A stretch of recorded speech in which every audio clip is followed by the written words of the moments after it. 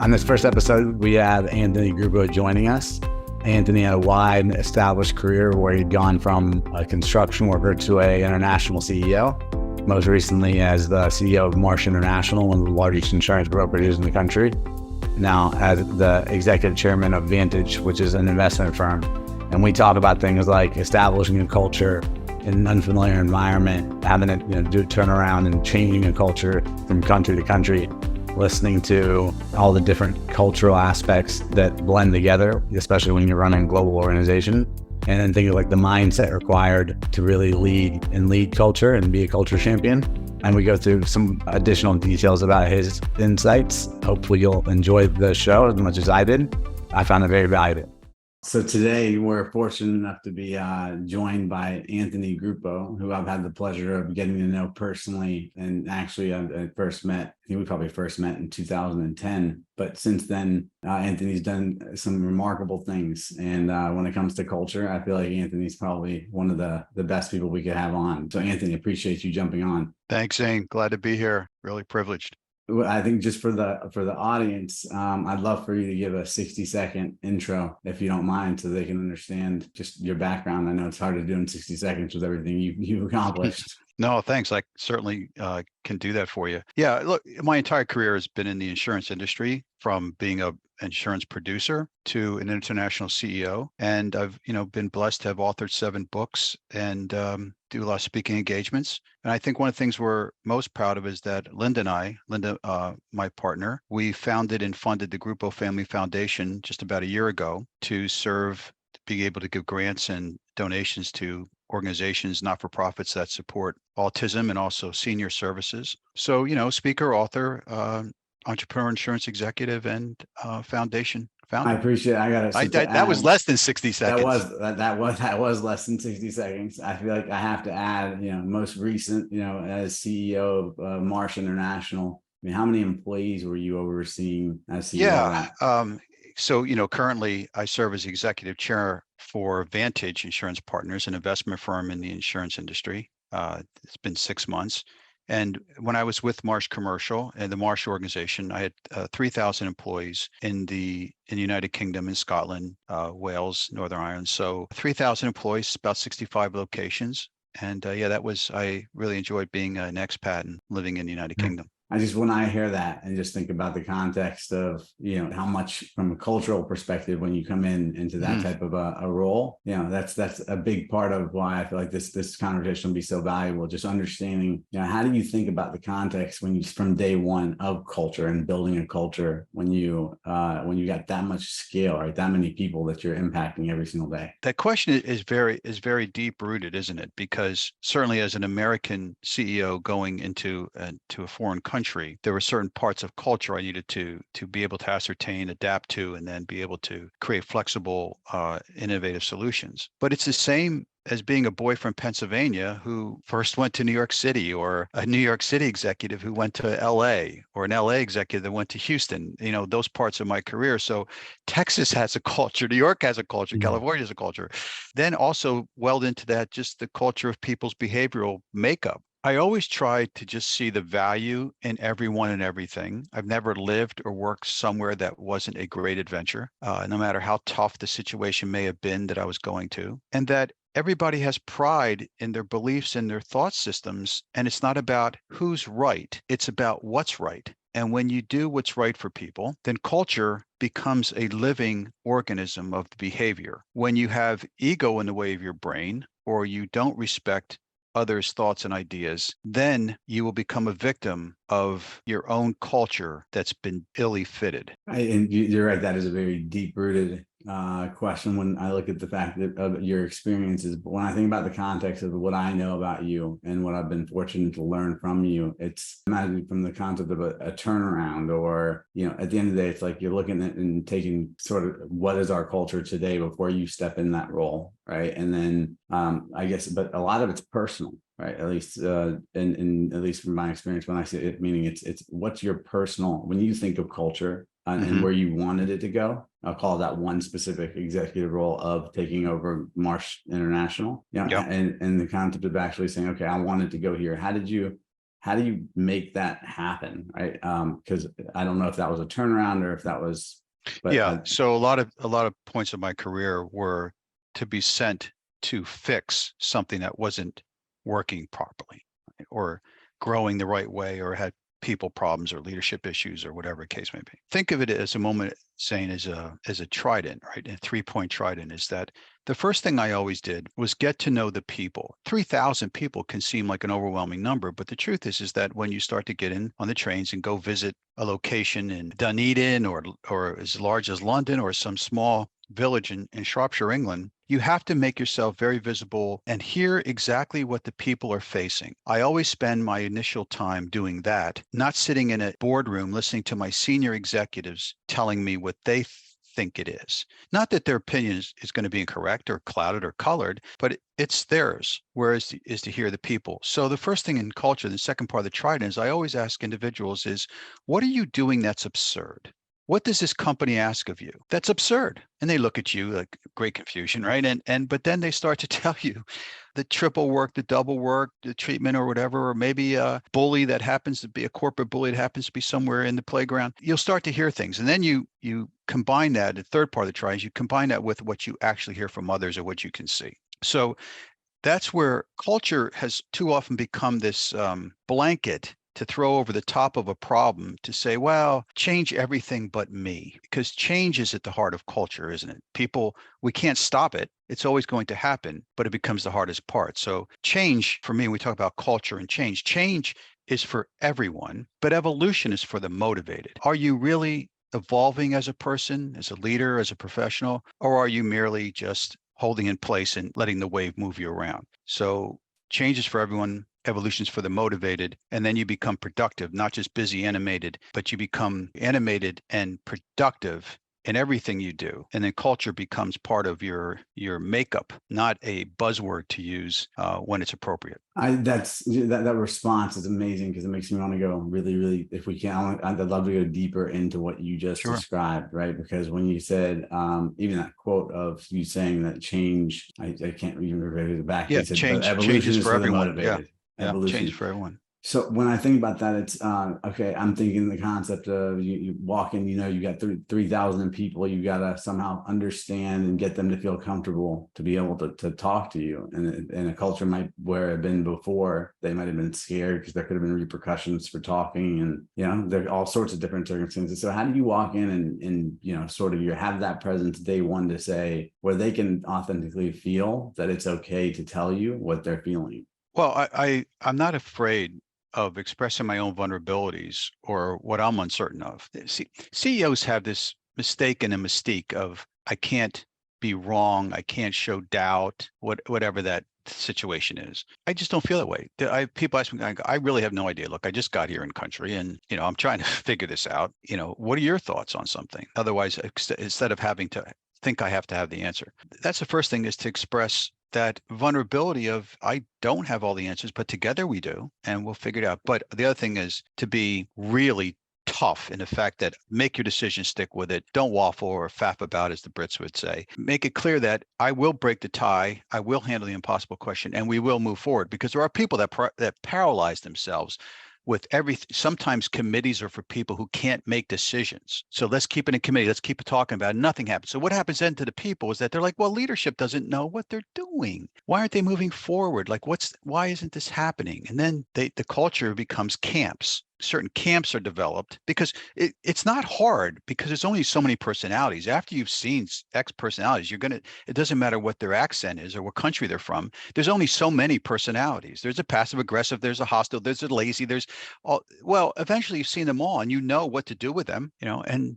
you move on. It's not as overwhelming as it may seem. So with that, when you think of the I guess what a successful culture for you, when you're like, okay, I can feel that it's becoming what I want it to become, right? Is that where do you come walk in and you already know in advance of what you're intending to have that culture become in a role like where in any role? I mean, you've been, the CEO of a variety of companies. So culture, oftentimes they say culture is a byproduct of what you as the CEO either tolerate or lead by, right? The role or essentially the model that you set. But I want to understand how do you define culture? Yeah. So your question has a lot of webs in that spider woven question. Unless people continue or seek to duplicate what you and your team established when you were there, then it was never a pinnacle of greatness. It was never something that was going to continue to grow. It's just that you filled that space. And because you were in that role or title, people followed, or they didn't follow, but they acted in their job because you were in charge. That's not a good culture, right? So it's not about me. It's not about the culture I perceive it to be. It's what can all of us together maximize our potential as a group so that things like inclusion and diversity, it's such a big thing now, but it always was. I'm saddened sometimes to see how it's a punch list and a buzzword and a step in a strategic plan of a company to be more diverse and be more inclusive. But why weren't you thinking like that anyway as a human being, let alone a leader of a company? I knew that unless we were diverse, going back decades, unless we were diverse and we had different thought leadership and people from different cultures and experiences, how could we ever be great if we didn't represent humanity as it was? If we were just going to be a room filled with the same people that looked the same, acted the same, then how were we ever going to be smarter? And I knew that my outcomes showed that when I was able to put at least 85% of my leadership team, right, being made of women and people of color and the diversification, we did well. We excelled. Now, could that be tied to that? I think so, because inclusion isn't a new thing.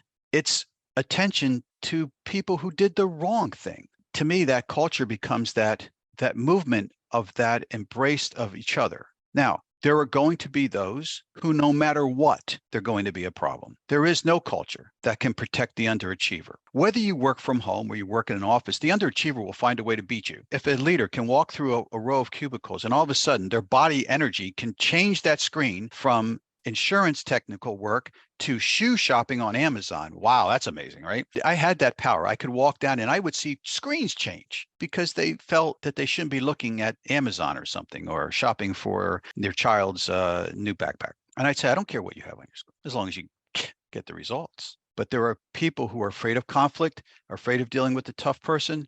They back off from telling someone you're not doing a good job and here's why. And then the good worker, the good colleague, the good employee is like, why would I stay here? This culture isn't one that's inclusive. The real inclusion, it's not inclusive of consistent expectations and accountability. It's one of favoritism, or it's one of, we have weak leaders who don't want to talk to tough people. So then the corporate bully's allowed to survive.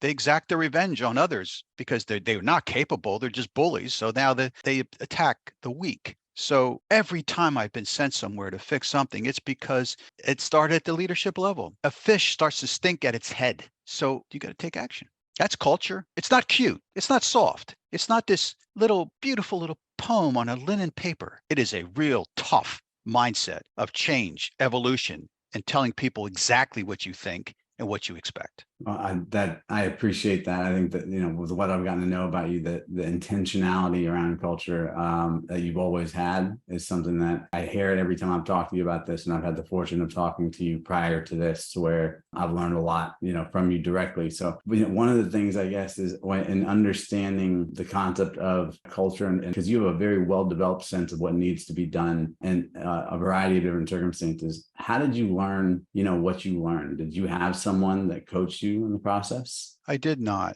In a time when I came through in the business, there wasn't the world of mentors, or I certainly am a product of having been around very good people and then those that weren't. And I could see the differences. But I think it comes down to how you're raised or how you think or how you want to be treated or whatever. Because I didn't come from anything special, and I don't mean as in my family or child, right? I had just a beautiful family, parents and sibling, and grew up in a very small town. But when I say I don't come from anything special, none of us do.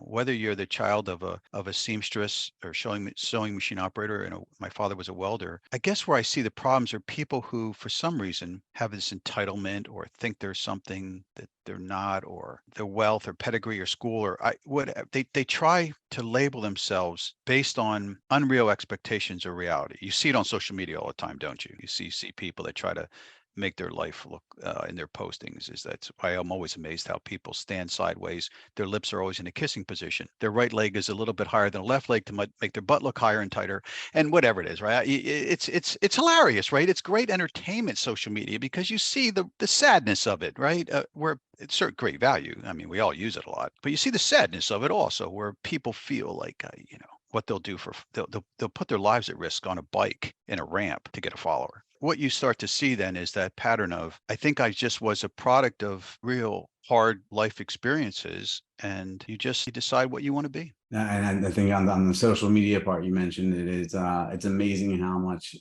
people lack authenticity on those platforms, right? It's to just show you what appears to be a beautiful, I guess in their perception, a beautiful life, not reality. Well, yes, it's meant to do that to people, right? Because the thing is, instead of all of us saying on social media venue, we're all a work in progress. We're constantly making improvements, and we'll always the rest of our lives. We have to post that it's already perfect, and we have the perfect children. So with you saying, and I appreciate that response, with you saying that you didn't have a coach or you didn't have a mentor, if you No. could go back and, to call it right when you started your career, knowing what you know today, what advice would you give to the young Anthony Gruppo Sr.? He's still listening to the same advice. I would say this. I would say, don't take yourself so seriously. You're more ready than you think you are for the challenge of right now, and you don't have as much time as you think. Wow, that's deep. I appreciate that. That's an everyday thing. Because if you look at the psychological profiles of individuals, that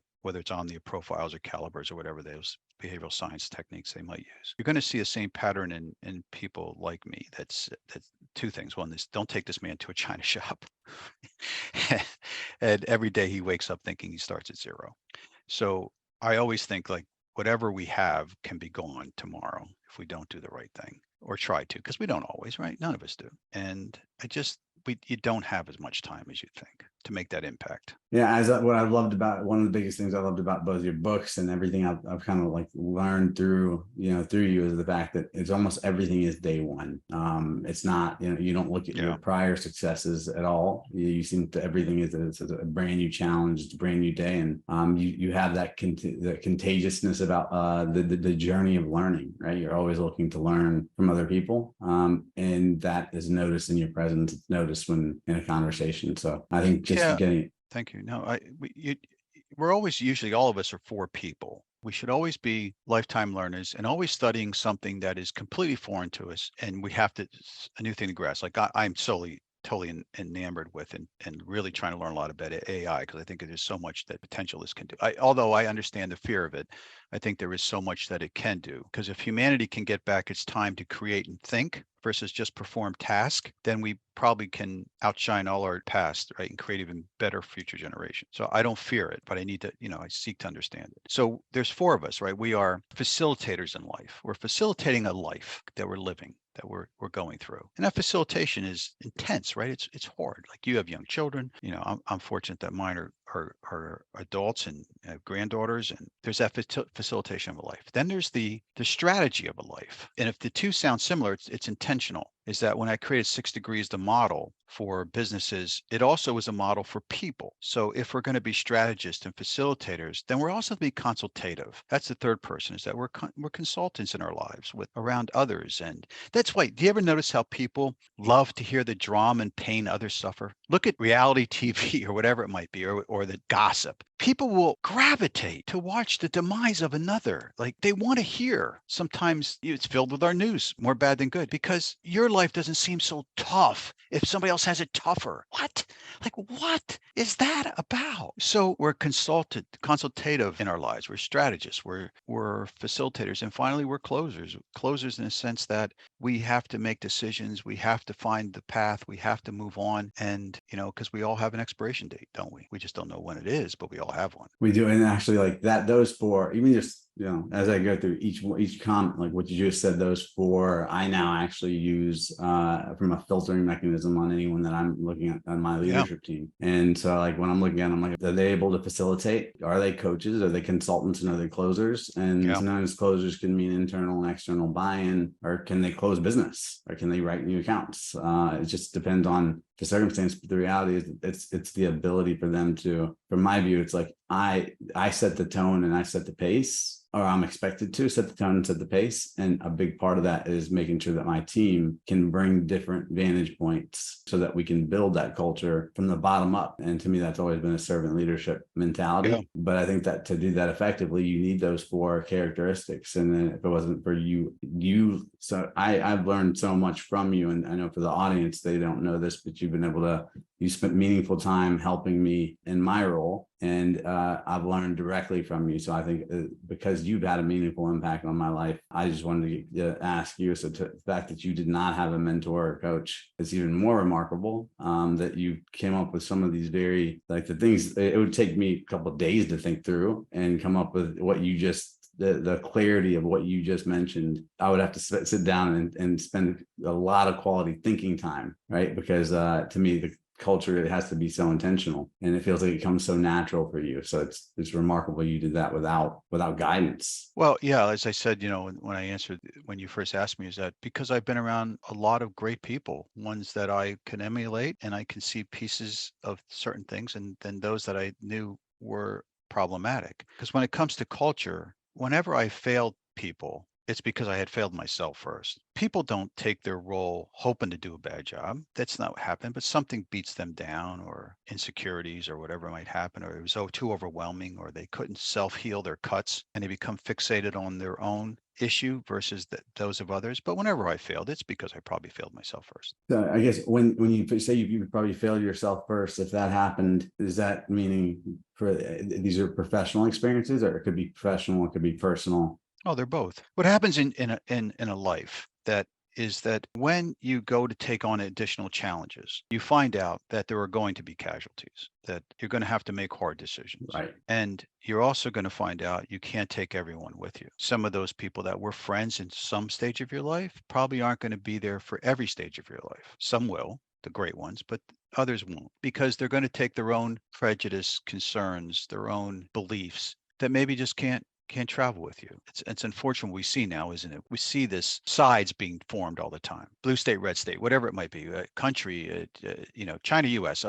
We see these sides being taken. And should someone have an opinion that doesn't go with that other camp, then they're not even listened to anymore. It's tragic. When I say that you fail yourself, is that when you become so walled over, you wear so much armor that you enter the battle every day of life that you then forget who is under the armor to begin with. So better you take the armor off and become more of a fleet-footed traveler, scantily clothed, and embrace what life will look like, than the heavy-plated armor that you may not feel the sting, but you'll never feel the enjoyment, the pure enjoyment of it all. That's well, Anthony, I think I know I can and would be able to spend 3-4 hours probably talking to you about these because each one of these answers have so much depth to them. But to me, the concept of a culture champion, the first person that I wanted to bring on was you, because in each role you've taken on, that it's been very clear that is Honored, what you Zain. are. I'm deeply honored that you had me even consider me for your show, and the fact that you're doing this and offering it to others is a testimony to your leadership, and I congratulate you on that. Well, thank you so much, Anthony. And I